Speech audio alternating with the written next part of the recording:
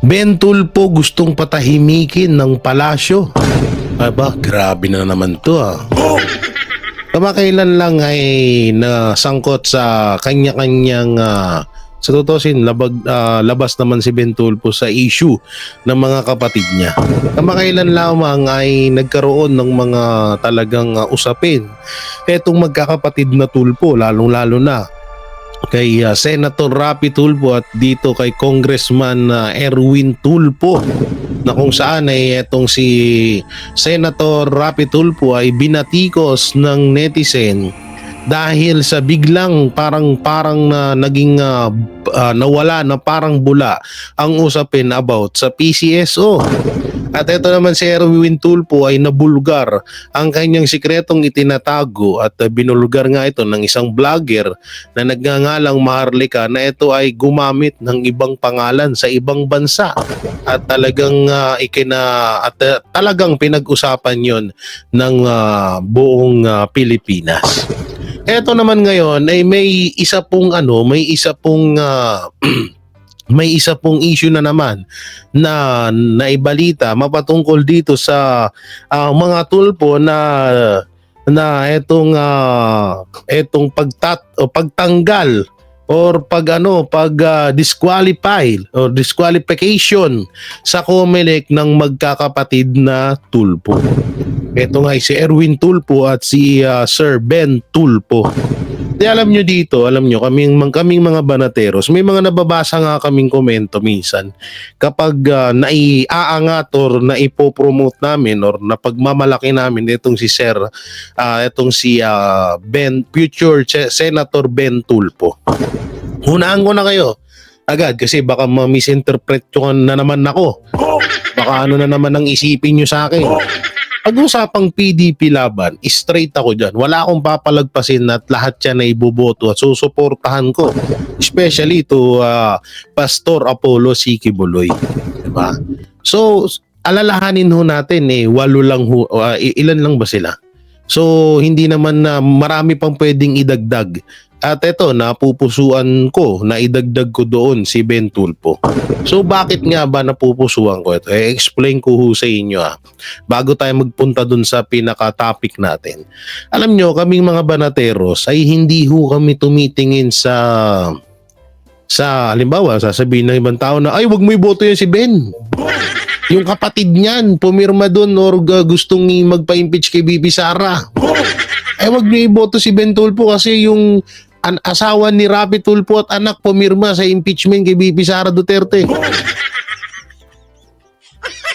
So kadalasan yan yung mga naririnig at nababasa namin sa mga comment section at mga comment ng ibang mga anti-Tulfo Tulfo brothers.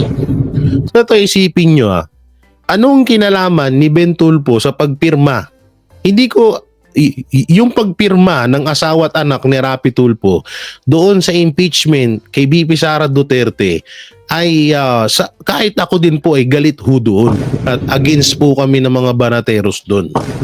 At lalo na nung medyo talagang nakitaan naming sumasablay etong mga kapatid ni Ben Tulfo na sila Rapi Tulfo at Erwin Tulfo. At alam nyo naman yan, kung batikusin namin sila talagang grabe, hindi ho kami nagpapatumpik-tumpik, no? So kasi kami mga banateros, tumitingin ho kami sa isang tao na may magagawa at talagang may puso para sa bayan natin. At ayun yung katangian na nakita namin kay Ben Tulfo. Alalahanin nyo, bago sumikat etong si Erwin Tulfo at si Rapi Tulfo ay meron ng Ben Tulfo na hindi, ayun lang ang pinagkaiba. Etong si Ben Tulfo kasi is malihim, no? Malihim siya kung tumulong sa mga kababayan natin. Talagang inaabot niya yung mga nasa dulo, nasa laylayan ng mga kababayan natin para tulungan. Hindi nga lang siya katulad ng ibang mga politiko dyan na porket may naitulong ng ganito, gagamitin na yun sa pangangampanya at gagamitin na yung mga naitulong niya or parang isinusumbat na at sinasa publiko. So hindi ganun si Senator Ben Tulfo. Senator na agad. Alam ko may mga may mga talagang galit sa mga Tulpo brothers. Pero sana ilabas ho natin diyan si Ben Tulpo. No, at alalahanin niyo isa si Ben Tulpo na kahit hanggang ngayon ay talagang tumatanaw or tinatawag na hindi bumabatikos sa mga Duterte. No, hindi siya bumabati ko, sa halip niya nga may papanood nga akong video sa inyo na talagang ipinagtanggol niya etong mga Duterte dito sa isa sa mga kritiko or tinatawag na anti-Duterte simulat sa pool pa. Diba? So, ipinagtanggol nito ni Ben Tulpo na yan yung isa sa mga papanorin natin. Ang Banateros kasi, katulad lang yan, no? Yung mga nangyari noon kay Banat Bay, Banat Bay, Boss Dada Cocholi. Panahon na yon ng kampanya ni Marcos Jr. at nitong ni VP Sara Duterte nung panahon na okay pa ang lahat. Nung panahon na inuuto tayo ni Marcos. So ako labas ako doon kasi ako binoto ko si Marcos dahil kay VP Sara Duterte. So ang nangyari noon ay itong Banateros Brothers na sila pa lang noon. Wala pa ako, wala pa si Master Juday at si Paring RJ. Yan, subscribe nyo, Paring RJ TV, nandiyan sa YouTube. Subscribe nyo po ang kanyang YouTube channel. Legit po yan na isa sa mga Banateros Brothers. Etong sila Banat Bay ay ang sinuportahan sa pagiging presidente ay etong si Isko Moreno na ikinagalit yon ng ibang mga supporters ni Marcos Jr. Kami kasi unang-una nakikinig kami sa anong sabihin ni Tatay Digong. At ayun nga, 'di ba? Simulat sa poll sinabi na ni Tatay Digong na si Marcos Jr. ay weak leader. 'Di ba? So doon pa lang nagkaroon na etong sila. So tutusin, ako lang ang talagang nabudol din sa Banateros Brothers dahil ako lang ho ang nag-iisang bumoto kay Marcos Jr. Pero itong sinasabi ko ay about po ito sa Banat Bay. So maraming nagalit kay Banat Bay noon dahil nga si Isko Moreno ang naging presidente nila at talagang sinuportahan din naman talaga nila ng gusto. Hanggang ngayon etong si Vice President Sara Duterte. So kami kasi mga Banateros, hindi kami tumitingin ng halimbawa may issue etong mga kapatid ni Ben Tulpo na si Erwin at Rapi. So talaga sa amin, etong si Rapi Tulpo at Erwin Tulpo is kanselado. Lalo na sa akin, cancel to sa akin. Talagang hindi ko to iboboto kahit saan pa sila tumakbo na posisyon sa gobyerno. Pero eto kasi si Ben Tulpo, alam mo yung nakikitaan mo na hindi siya kinakain ng sistema. Hindi siya kinain ng politiko na tinatawag na politiko. Kasi alam nyo, ang kinaganda sa mga kandidato na karapat-dapat na may halal sa ating gobyerno, lalo sa pagiging senator, vice president or president, yung mga tipong mala Duterte, naman talaga yung lagi nating hinahanap, di ba? Si Ben Tulpo ay nakitaan ko talaga din at nakitaan namin ng buong Banateros na may naiba siya sa mga kapatid niya. Sa totoo lang po talaga kung talagang bubusisiin nyo po ang magagawa at nagawa na nito ni Ben Tulpo ay napakarami kaysa sa ibang mga politikong tumatakbo ngayon. Labas ho dito PDP laban. Ang tinutukoy ko yung mga Alcancia team. Yung mga isinusuka. Gago! Yung team sinusuka.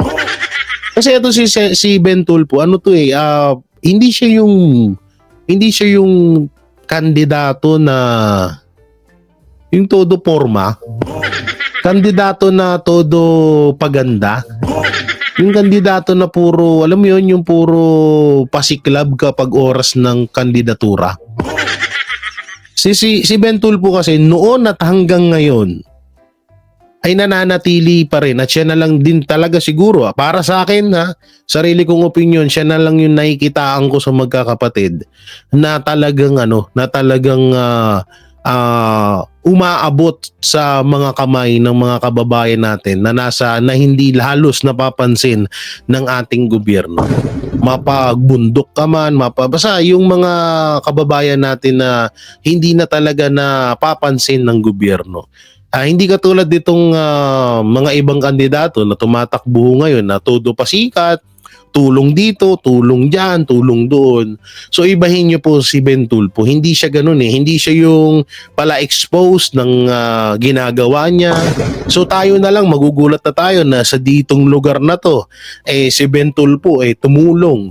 Dito sa lugar na to si Ben Tulfo ay may tinulungan. Halimbawa, may isang pamilya na nangangailangan ng tulong. So hindi kasi katulad ng ibang kandidato etong si Ben Tulfo na alam niyo yung gawain ng mga tumatakbo ngayon na uy, kunin mo yung camera, video natin para makita ng tao para iboto ako. Hindi ho ganun, no? Hindi ho ganun ng isang Ben Tulfo at talagang alam niyo simula nung bata pa lang talaga ako eto na yung unang-unang inidolo ko sa mga Tulfo. Although hindi ko rin itatanggi na hindi ko inidolo ang si Erwin at si Rapi Tulfo. Mga idol ko din yan. Kaso ngayon medyo alam nyo naman ang kasabihan at ang aming sinasabi lagi ng Banateros na pagtama palakpakan, pag mali banatan. So nakikita namin ng mali ang magkakapatid na Erwin Tulfo at Rapi Tulfo. Kaya namin nababanatan at alam nyo yan. No? At kapag may ginawa rin naman silang mabuti, kaagad naman din namin pinapalakpakan. At ito nga yung palagi namin sinasabi sa inyo na kapag ang isang tao, kagaya nito ni senator senator na ako ng senator, sir. Oo, mapanood mo man to, senator. Hindi kasi, alam niyo, hindi natin talaga, laging number 2 ito, si Ben Tulfo. No? So, nakikitaan namin siya na may magagawa at may kaya siyang gawin sa Pilipinas or sa kanyang pagsiservisyo bilang or kung pala rin na mahalal siya bilang senador sa ating bansa. Alam niyo itong katangian ni Ben Tulfo ay ito yung mga tinatawag na parang male version ng isang Miriam Defensor Santiago. Totoo po yan. So although iba naman sila, iba ng may pagkakaiba sila, pero alam nyo yung mga ganong kasing bagay, yung mga mala Duterte, mala Miriam Defensor, yung mga kailangan natin, yung tipong hindi kayang kontrolin ng kahit sino mang matataas na posisyon sa gobyerno. Ayun yung pinupunto natin ho dito, no? Na yun yung nakikita ko dito kay Sir Ben Tulfo. So ito, panoorin ho natin yung pagtatanggol ni Ben Tulfo sa mga Duterte dahil ho dito sa isa sa mga anti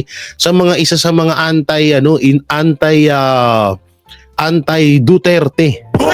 Simulat sa pulay anti Duterte na tong hayop na to. Gago! So ito mo, panoorin ho natin. Duterte, matindi to. Ito mismong kanyang sinabi. Kabastusan runs in the family. Wait, teka muna. Di lahat ata, walang sinalba. So ibig sabihin lahat na pamilya Duterte bastos. Yun ang ibig sabihin ni Trillanes. Kung makapagsalita itong si Tonyo, akala mong walang bahong tinatago. Kung pag-uusapan ng kabastusan at walang modo, si dating Senator Antonio Trillanes is above number 1, second to none, and he holds the crown. Rebelde, walang galang. Sa kapwa niyang senador noon, kung inyong matatandaan, si dating Senator Enrile, binastos niya po, kasamahan niya noon sa Senado. Si dating Senator Dick Gordon halos atakihin sa puso sa galit nung kanyang tinawag at nagtalo po sila. Nakikita po yan sa YouTube. Nagtalo po sila para sabihin na ang committee ho nitong si Gordon, na Blue Ribbon Committee noon, ay committee na sinasabing de arreglo. Si Gordon ho yung head ho ng Blue Ribbon Committee noon. Ako mismo, natikman ko ang kabastusan nitong si Trillanes kasamang kanyang mortal enemy, mortal na kalaban na si at naging best friend niya bandang huli. Sino pa? Si Dick Gordon. Tinawag akong magnanakaw nitong si Trillanes dahil sa DOT contract na binigay ng PTV sa amin dito sa Bitag Media Production. Maraming hindi nakakaalam, binasura na ng ombudsman ang walang katuturang akusasyon nitong si Trillanes sa akin. Sa Senate hearing noon, hindi ako binigyan ng pagkakataon magsalita. Bastos talaga. Matindi rin kung kumastigo sa mga resource person sa Senado noon si Antonio Trillanes. Tawag mo ron, di ba bastos? O kasalukuyan, may isa dyan sa Senado na matindi rin kung kumastigo. Ayaw bigyan ng pagkakataon magsalita ang mga resource person. Ang mga resource person, pag inimbitahan nyo sa Senado, abay, pasalitain nyo. Ayan ha. Alam niyo kung bakit ko to pinapanood din sa inyo? Kasi nababanggit niya rito yung pag-aalipusta sa mga resource person. Nakadalasan kinakagalitan or nagagalit tayo kapag ginagawa ng mga congressman. At lalo't pag ginagawa ng mga senator. At nakikitaan ho natin ngayon ng ganyang pag-uugali ay walang iba kundi si Risa Ontiveros. At sa Congress naman, nakikita natin ng mga ganyang pag-uugali ng mga bastos na halos ayaw pagsalitain ng mga resource person, walang iba kundi yung tuwadkom. Gago! Alam nyo dito, napakagandang video ho nito at napakagandang panoorin ho nitong kay Ben Tulfo na video na ito mapatungkol sa pangbabastos ni Trillanes. Dahil alam nyo yun, sa totoo lang talaga, yung mga ginagawa ho ng Congress na parang ayaw ka pagsalitain, ayaw kang pagpabueluhin na magsalita, ay isa ho talagang lehitimong pangbabastos ho yun. At talagang nanggaling pa yan kay Ben Tulfo. At dito nga sa panahon na to ay pinagtatanggol niya talaga dito ang mga Duterte. At alam naman din natin, no, na itong si Ben Tulfo simulat sa pool ay hindi naman to lumihis eh. At hindi rin to bumanat sa administrasyong Marcos. Hindi siya bumabanat sa administrasyong Marcos, hindi rin siya bumabanat sa mga Duterte. So ngayon ay nananahimik ito. No, nananahimik at wala siyang binibigay na opinion mapatungkol sa nangyayaring bangayan or tinatawag na sagutan ng ng Marcos at ng Duterte. Hindi sila mga kriminal, hindi sila sentensyado at hindi sila sinasabing guilty as charged by the court of law. Ang mga resource person, abay, bigyan nyo ng galang, pasalitain nyo, bigyan nyo ng pagkakataon. Kaya nga inimbita resource person para malaman nyo kapag medyo sinabi, huwag ka magsalita, puputulin ka. Ay naranasan ko po yan. Kanino? Dapat pala mapanood to ng Congress. Dapat pala mapanood to nila Benny Abante, nila Paduano, nila Barbers, nila Dan Fernandez, nila Acop, at yung lahat ng mga nandun sa Quadcom na halos ayaw na nilang pagsalitain yung mga resource person.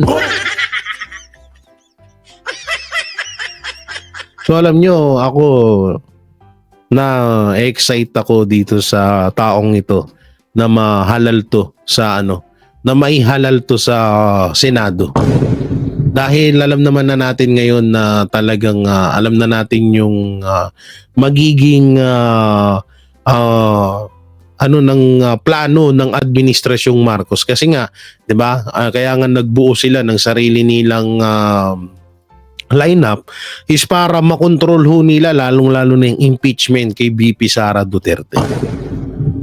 Alam ko sa sarili ko na itong si Ben Tulfo ay hindi ito yung taong mangangako na hindi niya kayang gawin. At mamaya papanood ko sa inyo kung ano yung mga pangako niya na talagang hindi niya yung babaliin kagaya nung ginawa ni Marcos Jr. sa atin. Antonio Trillanes. Ngayon, eto pong aking mga sinasabi mga boss. Muntikan ko na, marami pong hindi nakakaalam na muntikan ko nang hamunin sa parking lot itong si Trillanes. Kaso... So ito yung mga pangako na gustong sabihin ni... at dito, nagsalita na rin dito si Ben Tulfo about sa... isinasampa nga sa kanilang disqualification about nga sa political dynasty. So panoorin ho natin. Kung ako'y papalarin, lulobin ng buong may kapal na ako'y pumasok sa Senado, sisilipin ko na lang yan. Tingnan natin kung ano magagawa natin para hindi na magkaroon ng kalituhan at medyo yung kanya-kanyang interpretasyon dahil may batas. everybody's entitled to his opinion. Pero pabor ako sa anti-political dynasty. Ngayon, doon sa sinasabing disqualification case sa amin, particular ako, si Ben Bitag Tulfo, hanggat hindi malinaw yung batas, hanggat hindi lumabas yung sinasabing batas na magmumula sa Kongreso, Senado, maraming nag-attempt na rito. Hindi ko maintindihan kung bakit hindi ma-implementa. Siguro hindi pumakasa. At this point, Article 2, Section 26 of 1987 Constitution. Sinuri namin yan, the state shall guarantee equal access to all opportunities for public service and prohibit political dynasties as may be defined by law. So, para sa akin, hanggat walang malinaw na batas, enabling law, sino mag-i-implement niyan? For now, I trust the wisdom of the Commission on Elections. Pero, entitled din naman yung kumukontra sa mga dynasty or being accused. Siguro dito sa parting to, dahil total, kung ako'y papalarin, lulobin ng pong may kapal na ako'y pumasok sa Senado, sisilipin ko na lang yan. Tingnan natin kung ano magagawa natin para hindi na magkaroon ng kalituhan at medyo yung kanya-kanyang interpretasyon dahil may batas na. Till then, ito ang nangyayari ngayon. Kanya-kanyang pananaw, kanya-kanyang interpretasyon. May mga dalubhasa nagsasabi, kulang. Mahina yung batas. So, ako naman, patuloy lang ako sa aking ginagawa. At sa aming ginagawa, advocacy namin, ilalaban namin, hindi namin iiwan. Yung mga maliliit na napapabayaan, walang boses, walang mga mukha. Sila yung inaabuso. Sila yung mga pinagsasamantalahan, niloloko at pinababayaan. Sila yung walang boses. Doon ako nakatunong pansin. Yun, no? So, eto, no, about political dynasty. So, ako kahit di naman ako, tutol ako dun sa mga political dynasty. Pero hindi ba natin naisip na pwede na namang gamitin ito sorry. Pwede na namang gamitin ito laban sa mga Duterte.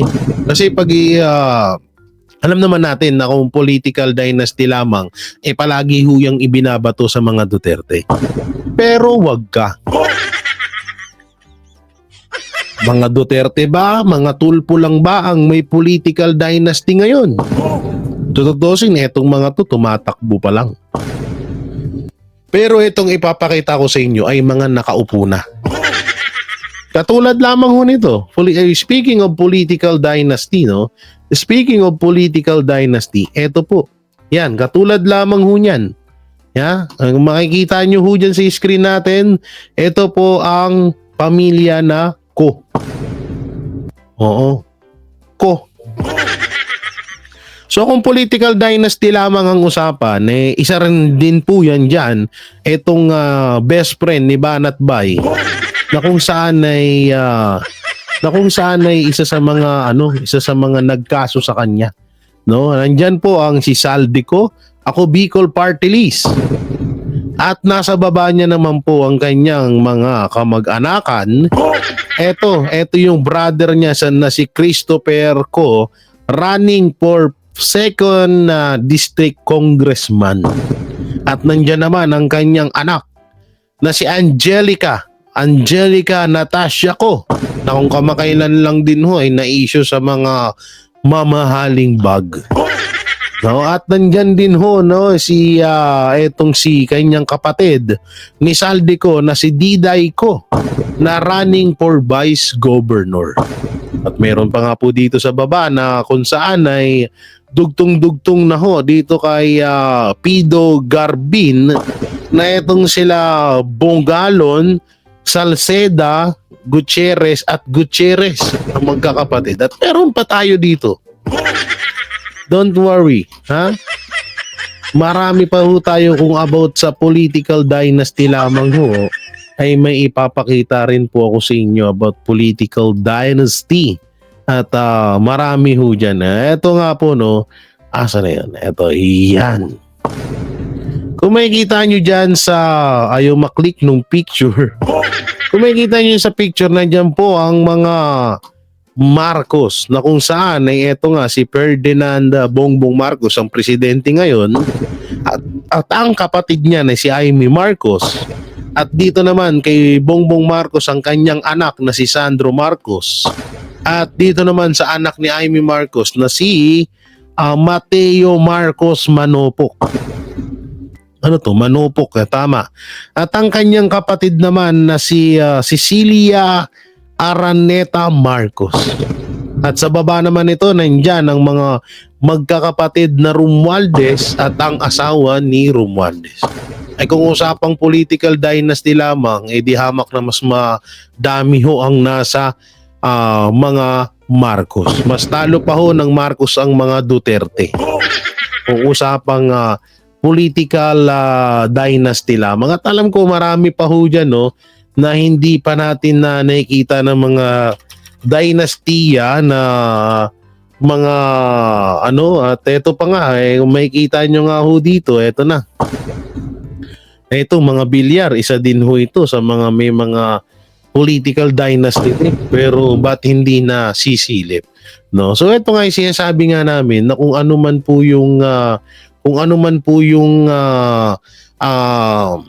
maaaring makatulong sa Pilipinas, bakit hindi natin suportahan? No, ay yun yung nakikita namin dito kay Ben Tulfo. Kaya namin to sinusuportahan ng buong Banateros kasi nga nakikita namin na ibang-iba siya sa mga kapatid niya. O baka sabihin nyo, Jay, bakit si Amy Marcos hindi nyo pinagkakatiwalaan? Ibang usapan na yung mga Marcos.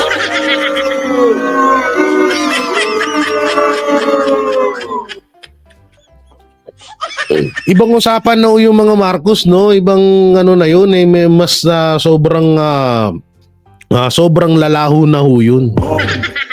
Sobrang lalaho na ho yun, kaya wag nyo na hong na bakit yung mga si Amy Marcos ayaw namin pagkatiwalaan.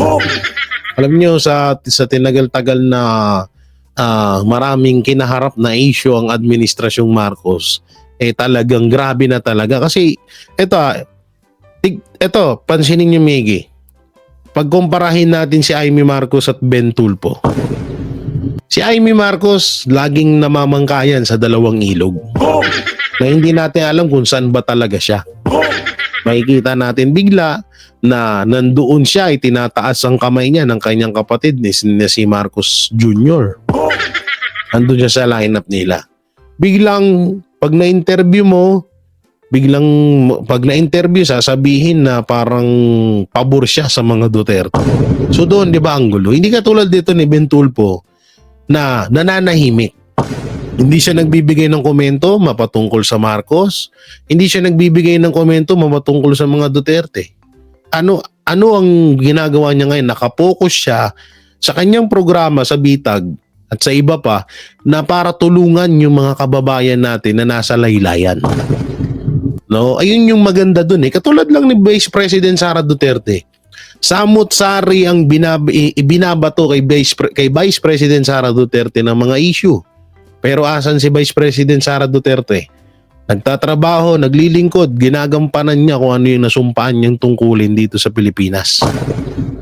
Ganun din. May halin tulad natin doon si Ben Tulfo. Hindi siya nangingialam sa mga issue, hindi siya nagkukomento. Pero yung kanyang ginagawa na malasakit sa bayan, tuloy-tuloy.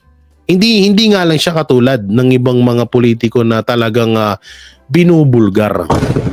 Hindi kasi siya ganun Hindi siya yung katulad nila Dan Fernandez na naglilinis pa ng kanal, na nagpapaligo ng matanda, na lumulusong sa baha. Kadalasan lang ho natin nakikita yung mga ganyang kandidato kapag oras ng eleksyon. Hindi katulad ni Ben Tulfo na kahit walang eleksyon, nagtatrabaho siya at talagang hindi nagtatrabaho, naglilingkod siya sa bayan. Naglilingkod siya sa mga kababayan natin. Yun lang kasi kadalasan may ugali ang mga Pilipino na mas gugustuhin nila yung taong pala post ng ganito ganyan.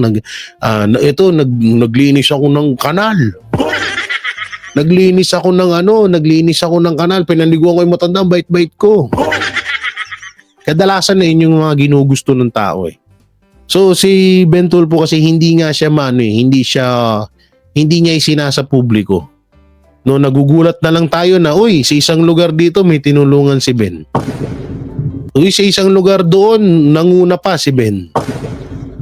Diba? Ayun yung maganda doon. no, na yung tipong magugulat or parang tayo mismo ang makakadiskubre kung ano ang ginagawa ng isang tao. At ayun yung nagustuhan namin kay dito kay Ben Tulfo. Na hindi namin nakita sa mga kapatid niya at talagang maituturing natin na mapagkakatiwalaan at talagang gagampanan niya ang serbisyo kapag siya ay mahihalal bilang senador ng ating bansa. No, alalahanin ho natin na kailangan natin ng taong may malasakit sa bayan. Kailangan natin ng taong kayang pakinggan ang hinanaing ng bayan. Kailangan natin ng isang senador na hindi kayang kontrolin ng kahit sino man. At yun ang nakita namin kay Ben Tulfo. So yun mga banateros, mga kabiyaya, hanggang dito na lang po ang video na to. At ano bang maikukomento nyo sa mga napag-usapan natin, comment nyo lang po dyan sa baba. At syempre, don't forget to like, share, comment, and subscribe sa ating YouTube channel. Paipindot na lang din po yung bell button para lagi kayong updated sa ating mga video araw-araw. So maraming salamat. Ingat po kayo palagi. God bless and peace. And bye-bye. Straight PDP laban. Yan ang Banateros, walang inuurungan. Pag tama palakpakan, pag mali ay babanatan.